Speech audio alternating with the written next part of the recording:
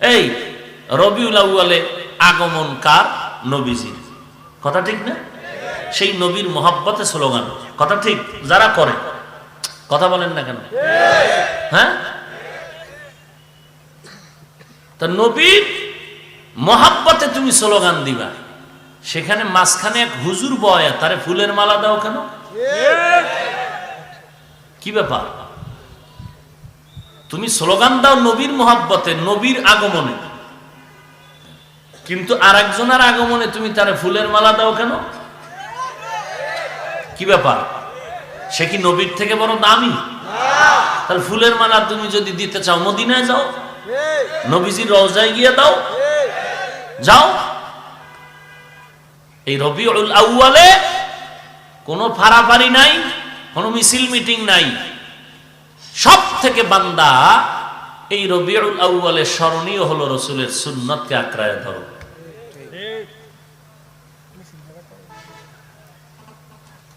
এই যে মিছিল মিটিং, নামাজ নাই, রোজা নাই, অথচ রসুল সাল্লাল্লাহু আলাইহি ওয়া আলিহি ওয়াসাল্লাম প্রতি সোমবার রোজা রাখতেন। প্রতি সোমবার কি রাখতেন? সাহাবায়ে কেরাম বললেন, নবী সোমবার রোজা রাখেন কেন? বলে, দুই কারণে রোজা রাখি। সহিহ মুসলিম শরীফের হাদিস। নবীজি বলেন, আমি সোমবার দিন রোজা রাখি দুইটা কারণ। এক নাম্বার কারণ, আমি যেদিন দুনিয়াতে আগমন করেছিলাম মিলাদুন নবী ছিল সোমবার। আমি রোজা রাখার মাধ্যমে আমার মিলাদুন নবীর শুকর আদায় করি। অতএব মিলাদুন নবী যারা পালন করতে চাও, সুন্নাত আমল করো আর রোজা রাখো। এই নরসিংদী, বৃহত্তর নরসিংদীর মানুষ, শিবপুরের মানুষ, তুমি যে রবিউল আউয়ালে স্লোগান আর মিছিল করো, বুকের পাটা শক্ত থাকলে দাঁড়ায় বলো মোহাব্বতের সাথে, হাফিজ ভাই, আমরা যে মিছিল করি, এই মিছিল খাজা মুঈনুদ্দিন করেছিলেন, এই মিছিল বড় পীর আব্দুল কাদের জিলানী করেছিলেন, মুজাদ্দিদ আল ফেসানি করেছিলেন, এই ওয়াসকুরুনি করেছিলেন, আবু বকর করেছিলেন, ওমর করেছিলেন। একটা প্রমাণ দাও। তোমার করা লাগবে না, নেতৃত্ব আমি দিয়ে করব। করেছিলেন কেউ মিছিল? রবিউল আউয়াল আসলেই যে মিছিল করো, এই মিছিল শাহজালাল করেছিলেন, শাহপরান করেছিলেন। এই রবিউল আউয়াল এই মিছিল করেছিলেন কেউ?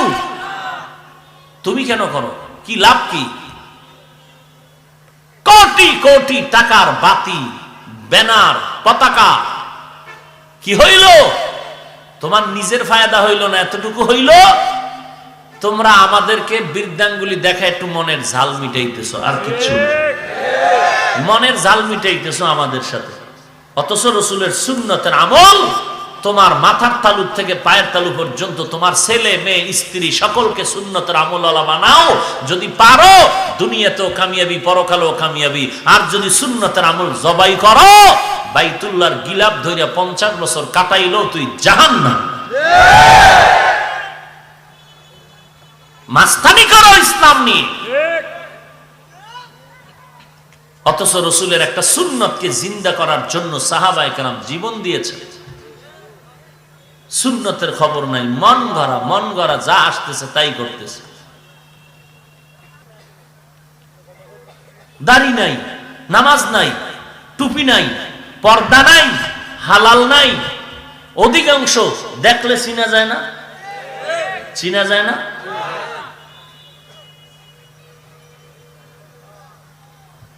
আমি বিরোধিতা করছি না।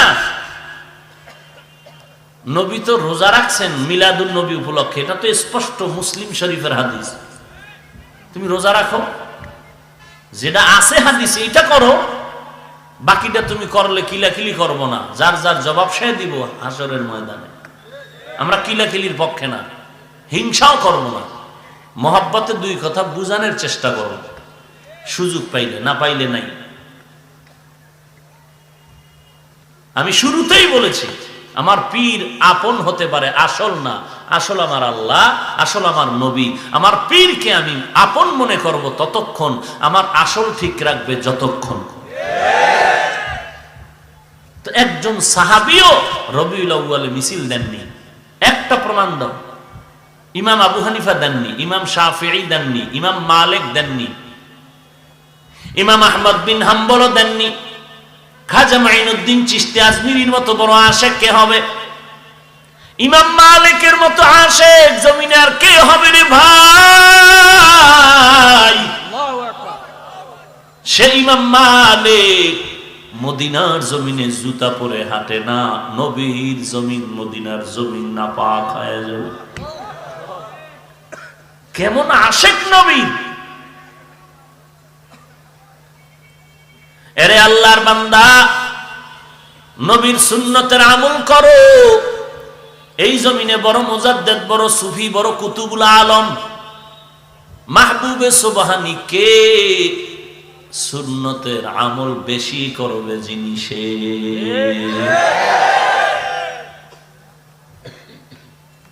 অতএব ভাইয়ারা, সুন্নতের আমল আঁকড়ায় ধরেন। 5 ওয়াক্ত নামাজ বা জামাত আদায় করেন, সহিভাবে কোরআন পড়াটা শিখেন, আর হক্কানি আল্লাহওয়ালা উলামায়ে কেরামের কথা মতো জিন্দেগিটা চালাবেন। রাজি আছেন?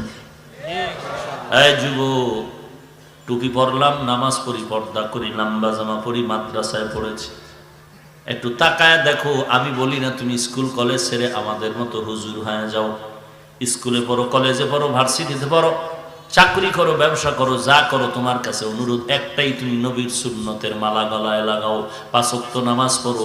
যত কলেজের ছাত্র বলো, তোমরা দাঁড়ায় বলো, এই জামানায় বাংলাদেশে যত স্কুল কলেজ আছে ওখানে নামাজের জায়গা নাই? নাই? মেয়েদের নামাজের কক্ষ আলাদা, ছেলেদের নামাজের কক্ষ আলাদা। তাহলে কেন তুমি নামাজ পড়বা না?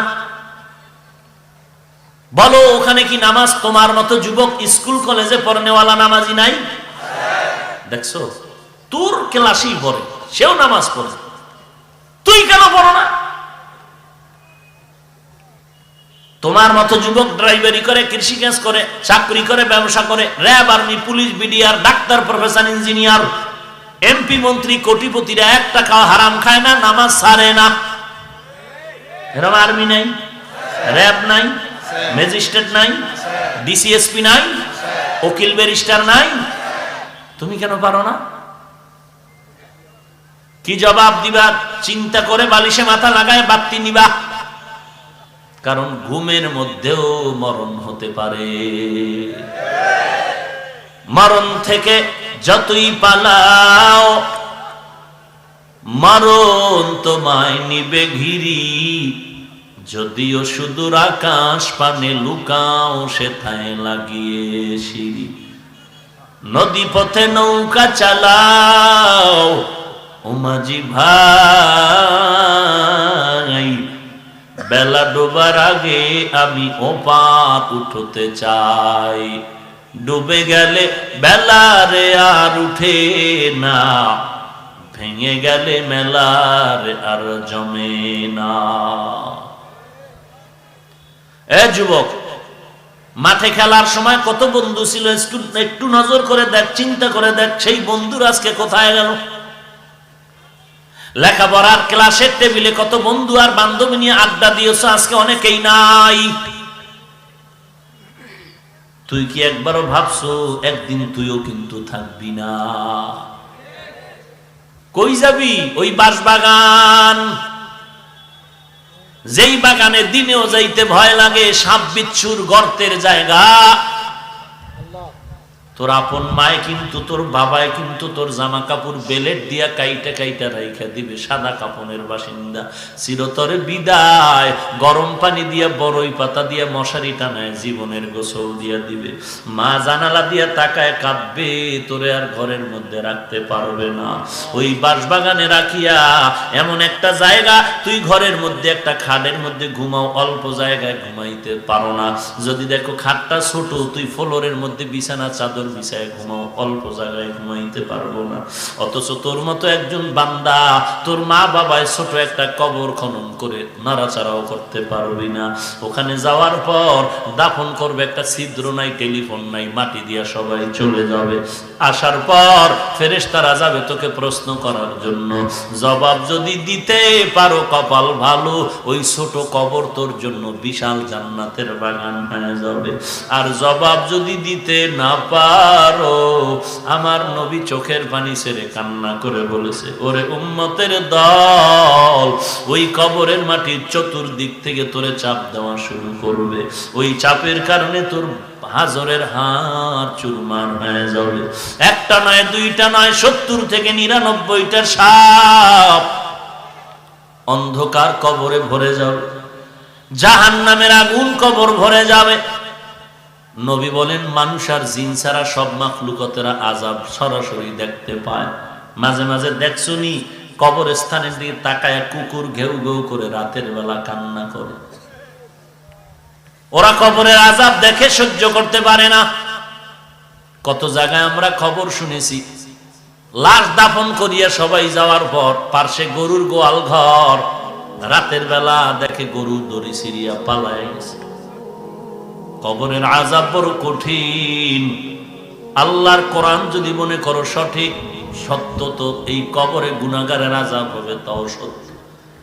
পায়ে হাত রেখে বলি, বাবা আমি বলি না তুমি দুনিয়ার ব্যবসা বন্ধ হয়ে যাবে না, আরে বাবা দুনিয়ার সব ঠিক রাখো, এরপর নামাজ ছাড়া যাবে না।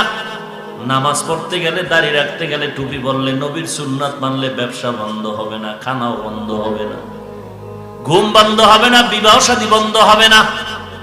মনেরে মজবুত করে তওবা করো, আল্লাহ আর গুনাহগার হয়ে কবরে যেতে চাই না। আজকে থেকে তওবা করলাম, নামাজ ছাড়বো না, বেপরদায় চলবো না, নবীর তরিকায় আর জবাই করবো না। ও আল্লাহ, তুমি আমাকে তওবার তৌফিক দাও, তওবার উপরে মজবুত হয়ে চলার মতো তৌফিক দান করো। মা বাবার খেদমত করার তৌফিক দাও, হক্কানি আলেম ওলামাদের পরামর্শ নিয়ে চলার তৌফিক দান করো, সহিভাবে কোরআন শিখার পড়ার তৌফিক দান করো। এরকম পাক্কা নিয়ত গলায় ছুরি আসবে, মরে যাব, তারপরও আর কোনোদিন গুনাহ করব না, নবীর বিরোধিতা করব না, এমন পাক্কা নিয়ত যদি তওবার জন্য অন্তরে থাকে, আল্লাহর কাছে হাত দেখায় দাও। আয় আল্লাহ, সবার হাত আপনি কবুল করে নেন, আমাদের তওবা কবুল করে নেন। আয় আল্লাহ, তওবার উপরে মজবুত হয়ে চলার মতো তৌফিক দান করেন, আমিন। আলহামদুলিল্লাহি রাব্বিল আলামিন, والصلاة والسلام على سيد الأنبياء والمرسلين وعلى آله وأصحابه أجمعين. يا أرحم الراحمين، يا أرحم الراحمين، يا أرحم الراحمين. رب ارحمهما كما ربياني صغيرا. আয় আল্লাহ, আমি গুনাহগার। মাগরিবের নামাজের পর থেকে ওলামায়ে কেরাম আলোচনা করেছেন, আমিও সুন্নতের উপরে কিছু কথা বলেছি। ও আল্লাহ, সবার আগে আপনি আমাকে সুন্নতের আমলওয়ালা বানায় দেন। আয় আল্লাহ, সুন্নতের আমলকে মজবুত করে ধরার তৌফিক দান করেন আল্লাহ। আয় আল্লাহ, এখানে কত ওলামায়ে কেরাম, কত মুরব্বী হাজী সাহেব, কত যুবক, কত ব্যবসায়ী, কত চাকরিজীবী, কত ছাত্র ভাইয়েরা